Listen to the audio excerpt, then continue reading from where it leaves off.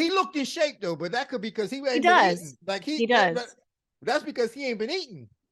So like he ain't got. He's calorically he has a caloric deficit. So Yeah.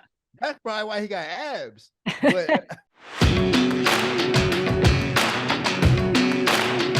What's up, everybody? Laura Sanko and Dean Thomas here. We're going to talk about UFC 288, the co-main event, and it's a 5-rounder, as was asked for by both gentlemen. We've got Gilbert Burns taking on Belal Muhammad. These two guys have been jockeying for this #1 contender spot for a very long time. Colby Covington already stuck his flag in that area. We'll see if anything shakes out in terms of that, but these guys want to be the next one in line. And so Gilbert Burns, I mean, 3 fights in 2023, and it's May 2nd today? That's insane for a guy at this level. Absolutely insane. This is a power move from both guys, and my hat goes off to both of them. I love both of them. Both of these guys are my friends, and I'm not the type to go, oh, well, they're my friends, I don't want to see them fight. I absolutely want to see my friends fight because that means they making money and they moving forward. I absolutely can't wait to this fight. And this is a strong move for both guys to say, I know I can sit back and wait, but I am going to prove to you that I deserve this. And for both of them to say that, and both of them to say 5 rounds, and both of them to do it at such short notice, hats off to both of them. Both of them are winners in my opinion, but only one can prevail and move forward and hopefully get a shot at the title. I'm hoping that they pass up Colby because to me, this move surpasses anything that Colby's done. I know Colby's greatest thing now has been, he took Kamaru Usman to 2 close decisions, or 1 close decision, and the other fight was close till he got TKO'd. Mm-hmm. But in my opinion, these guys fighting under these stakes, under these circumstances, surpasses any of that because they don't have to do this. They absolutely don't. They absolutely don't. And both of them could sit on the sidelines and continue to beat that drum as to their case for being the next in line. And both of them have a very good case. And, both of them have a certain proportion of the fan base that's saying, hey, this is who should be next. They've got momentum. They've got fans on their side. They've got, a list of accolades to point to. They could very easily sit back and rest on their laurels and wait to see whether Colby versus Leon happens, or if it happens, who wins. But they're not doing that, to your point. And that to me is, that's the definition of being a fighter, which frankly, we don't see all the time these days. It's lost. It is. It's a business. And I get it. I get it. It is a business, and it is a entertainment business, and we can't deny that. But for the people who like that, like pure fighting, you gotta respect a move like this. These guys are like my brothers. I'm like, this is what I love about the game, when you can get guys who just put it on the line. They say, you know what? You deserve it. You think you deserve it? I think I deserve it. Let's fight and see who actually deserves it. Okay, let's do it. And while everybody else is like, no, I'm going to sit on the side, I'm going to have these people lobby for me to get this fight. Nope.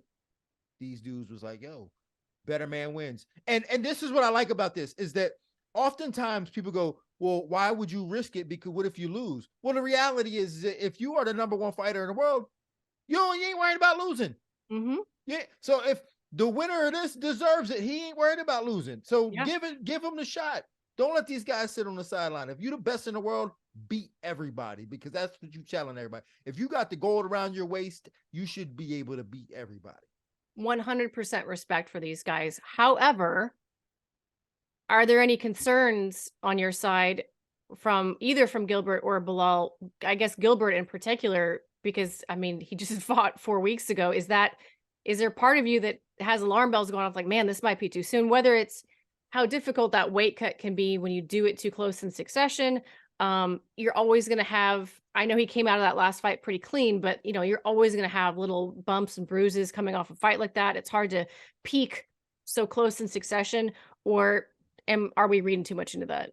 I think we're reading too much into it, but hindsight, we'll know whether it's true or not. Yeah. And that's the way we always do it. Like if he goes out there and he performs, like like doo-doo, we're going to say, see, it was too close. So Yeah. at the end of the day, like, we won't know until after he performs. But Gilbert is a true professional. Gilbert won't make any excuses. He's a professional. He signed up for this.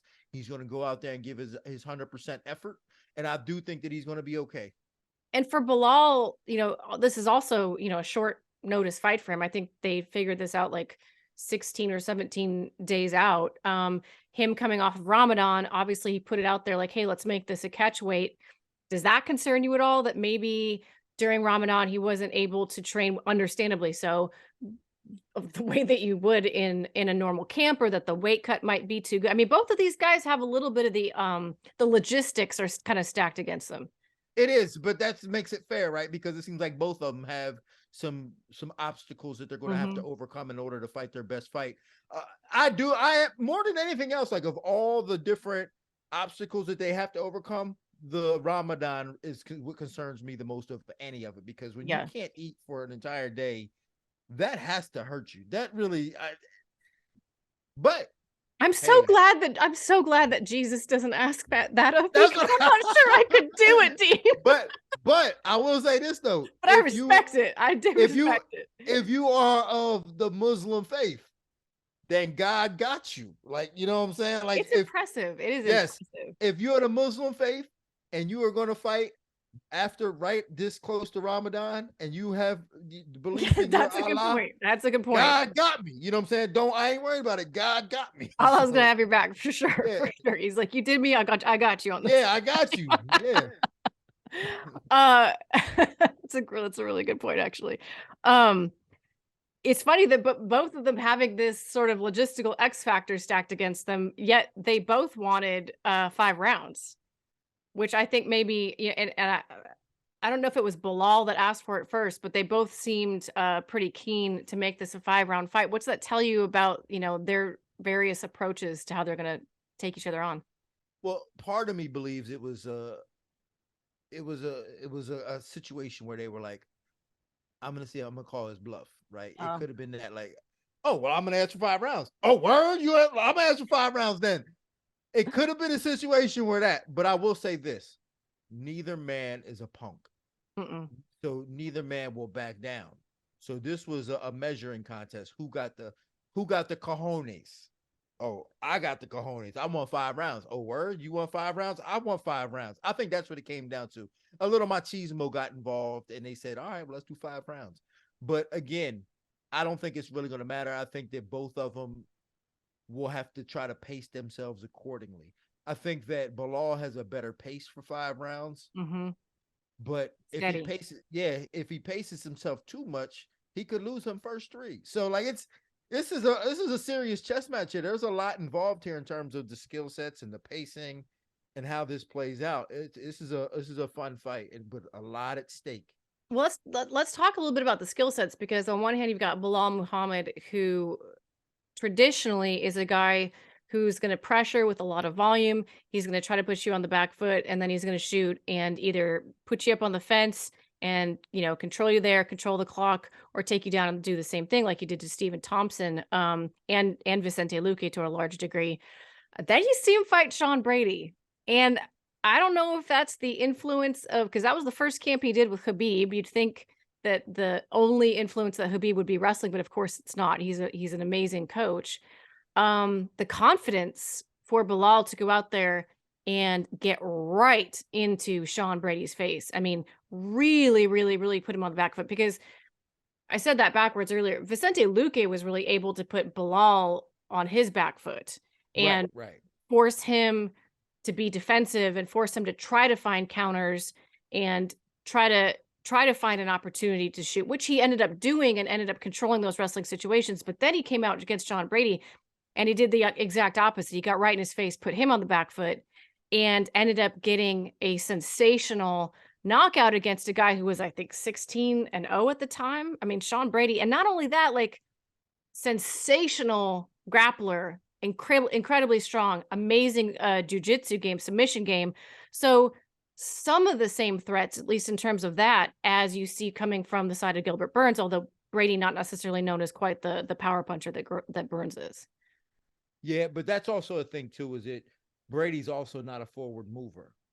Brady backs up intentionally. Brady does back up when his footwork uh, uh, relies on him kind of backing up and putting himself against the fence and then kind of charging forward. And Belal never allowed him to charge forward too much. So the reason why Belal was able to put that type of pressure on him, Brady allowed it. Brady allowed him to do that. Belal won't be able to do that to Gilbert, though. That's the problem, is that Gilbert will face him. He'll meet him in the middle and throw big punches. And that may not go well for Belal. Belal's going to have a better strategy than just being able to put Brady. I don't think we can read too much into his performance against Brady and say too much about that in terms of how he's going to fight Gilbert, because Brady allowed him to put pressure on him like that. I think there are other fights, there are elements of both opponents between Vicente Luque and Brady that Belal will have to use in order to beat a guy like Gilbert. I mean, he's going to have to bring his A game for sure, because the skill set of Gilbert can't be matched in that welterweight division. One of the things when I went back and rewatched the Luque fight that I thought was really cool was the way that Belal was um setting up his level changes and his opportunities to find those takedowns. He was doing such a good job of switching stances consistently and moving laterally back and forth. And because Luque was the one pressuring him, he wasn't chasing him, but even as he was cutting him off the octagon, it was forcing Luque to also switch stances to either be opposing him or just find the right angle. And that's exactly how Belal forced him to put that leg forward, and he got that first takedown like that. So, we praise a lot of people's fight IQ, but Belal Muhammad is up there. He may not have the most flashy fighting style, but he's a very intelligent fighter and has put together a really good string of wins coming into this fight. Yeah, I think his fight IQ is certainly underrated. I think it's underrated, underappreciated. I think he does a lot of things well. One of the things I think he does well is his left high kick. He's got a fantastic left high kick that he uses it to find range and just keep his opponents honest. And when you deliver things like high kicks like that, it actually makes it easier for you to change levels, because now the attention is up high. Yep. And then, so you can fake a little bit easier when you're throwing these high attacks. But Belal Muhammad he might have a higher fight IQ than Gilbert, right? Like in terms of, because I don't think he's dealing with the same level of skills. So when you're not dealing with the same level of skills, what are you relying on? You're relying on your IQ. So I think he relies heavily on his IQ and his cardio. And I think it does work for him. But if he doesn't, if he falls behind in the first 3 rounds, he's going to have a problem. He has to win at least one of those 3 rounds. Yeah, I think on paper, most people would agree that, Gilbert has the better submission skills. He's the more powerful and probably more dynamic striker. Gilbert does have really good wrestling to boot. So he's a real problem for Belal. But do you, to your point, the cardio of Belal Muhammad is one of his biggest weapons. Is that weapon going to be there, though, this close to him coming off of Ramadan? That's the question. And I think that's the big question for me. He looked in shape though, but that could be because he ain't been eating. Like he does. That's because he ain't been eating. So like he's calorically he has a caloric deficit. So that's probably why he got abs. But that's the big question for me, is that one of his weapons, stronger weapons, is his conditioning and his cardio and his ability to keep it steady the whole time. Can he keep it steady for 25 minutes against a guy like Gilbert? Is a hard task if you won't have the nutrition. It's going to be a hard task. So we're going to find out Saturday night. I tell you, that's, it's, to me, these are like my favorite guys in the fight game right now because of what they are doing. You're not going to meet 2 nicer guys, 2 more genuine guys, and 2 more absolute gangsters at the same time, in terms of, like, they really do deliver on that whole idea of fight anyone, anytime, anywhere, and they're proving it in this fight. So I think it's going to be a good one. You got to pick on this one? I'm picking Gilbert. Okay. I'm picking Gilbert for sure. Man, I don't know if he's gonna. I actually might think Gilbert might stop him somehow. Gilbert could possibly stop him. I think that his skill set's gonna be too much. It's gonna be too hard for Belal. I think that Belal had a longer camp and more time to prepare. I think he'd have more advantages, but I just don't think he'd had enough time to prepare for a guy with the skill set of Gilbert on short notice like this. We shall see. We shall see if Dean is once again correct. You've got a pretty good track record, if I remember correctly. I do okay. You know, it's funny because I do okay until like it really counts. Until people are like, yo, And then it's like all wrong. yeah, yeah, that's like when it really counts, it's like, yeah, it's like, oh my God, who is this guy? Why they let him on TV? Man, honestly, trying to predict MMA is incredibly, incredibly difficult. It's It is. impossible. It's educated guesswork at best, at best. So I appreciate you being willing to even make a pick. Thank you again for your time, Dean. I love having you on the show. Thank you so much for being a part of these breakdowns. I think that I don't know, you've elevated my game and I appreciate it, Dean Thomas. Well, anything you need, you know, I got you. You know what I'm saying? Are we gonna get that rolling at some point? You're commenting on my jujitsu videos. Tell me you're gonna thrash me up, basically. With the It cinnamon felt like roll? a What veiled kind of threat. a Tootsie roll? What kind of roll are you talking about? Yeah, I'm not getting up. No, actually, you know what? I'll tell you what though.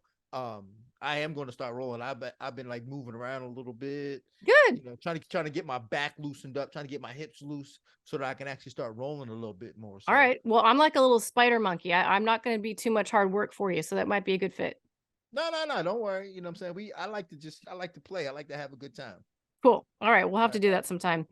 Thank you. I appreciate you. And we appreciate you guys watching the video. As always, if you like it, hit like. If you can tell your friends to subscribe, we will always appreciate that. So keep it locked in right here for more breakdowns headed your way, more jujitsu demonstrations. Maybe I'll grab Dean for one of those coming up. Give Paul a break for once. But appreciate you guys. As always, we'll see you next time.